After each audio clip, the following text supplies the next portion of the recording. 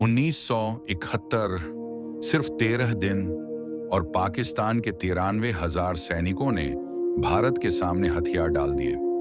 ये सिर्फ एक युद्ध नहीं था, ये एक ऐसा पल था जिसने दक्षिण एशिया का नक्शा बदल दिया। लेकिन सवाल है, आखिर ऐसा क्या हुआ कि पाकिस्तान इतनी बड़ी हार झेल गया?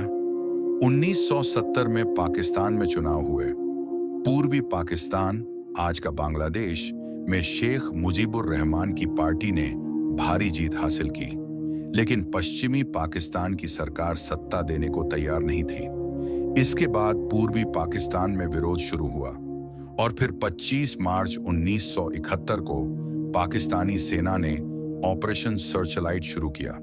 हजारों लोग मारे गए, महिलाओं और बच्चों पर अत्याचार हुए। करीब 1 करोड़ शरणार्थी भारत की सीमा में आ गए। भारत के सामने मानवीय संकट खड़ा हो गया। उस समय भारत की प्रधानमंत्री थी इंदिरा गांधी। उन्होंने पहले अंतर्राष्ट्रीय समर्थन जुटाने की कोशिश की, लेकिन जब दुनिया ने चुप्पी साध ली, तब भारत ने फैसला किया, अगर युद्ध ही आखिरी रास्ता है तो वही सही। 3 दिसंबर 1971 को पाकिस्तान ने भारतीय एयरबेस पर हमला किया, लेकिन इस बार भारत पूरी तैयारी में था।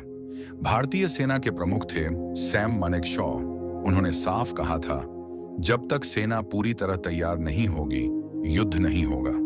और जब युद्ध शुरू हुआ तो भारत ने तीनों सेनाओं से एक साथ हमला किया।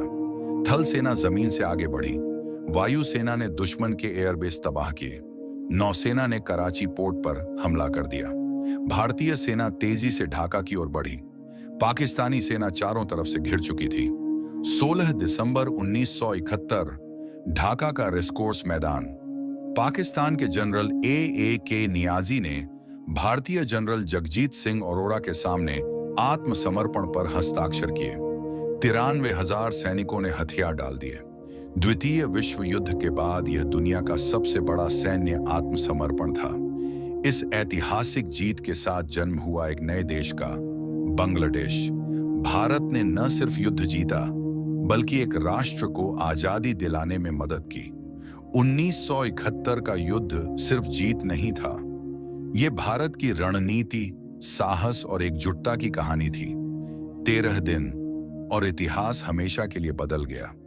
अगर आपको ऐसे ही सच्चे और दमदार इतिहास जानने हैं, तो डार्क भारत हिस्ट्री को सब्सक्राइब करना मत भूलिए।